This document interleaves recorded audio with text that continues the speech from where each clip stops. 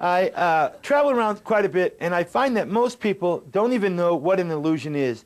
Now, I'm not an illusionist, and most people, even I could tell you I was, and you wouldn't know, because most people don't know what an illusion is. And I'll give you an example. What would be your definition of an illusion? I'll get back to you.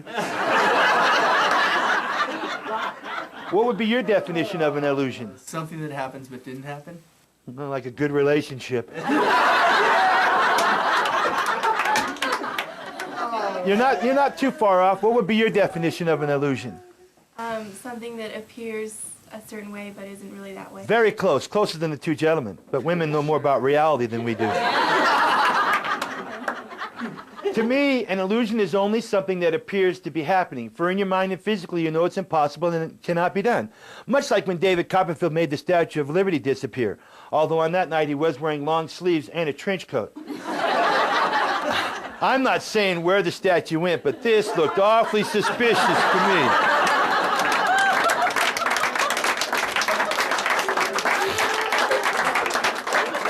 Unlike any other magician you'll ever see, I allow you to examine my props. So for this one moment, I am going to hand you this. This is a short piece of rope. You may examine that.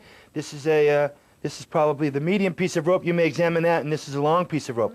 Basically, the reason I pass these out is so the rest of the audience realizes that all I'm using are 3 different lengths of rope. They're not gimmick or tricked up in any way, and basically are made up of the same material. The only thing that makes them different are their length. Would you agree? Yes. Now, if you think I have separated them for some mysterious reason, please feel free to mingle.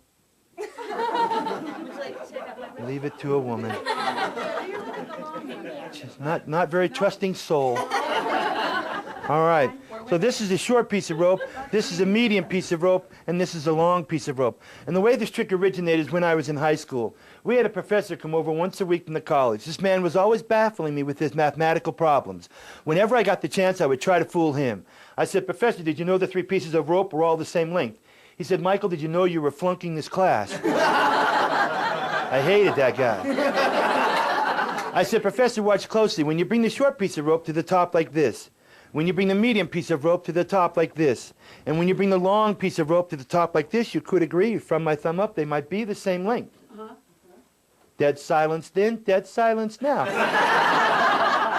As you can see, the silence doesn't bother me anymore. I said, "Professor, watch closely, because it's only when you tug on the ropes is when they look like they all 3 become the same length."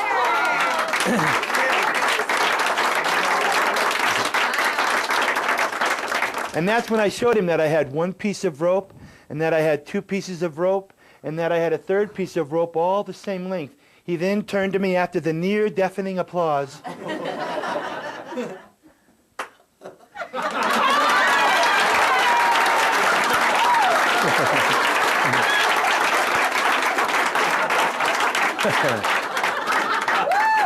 You people are so spontaneous.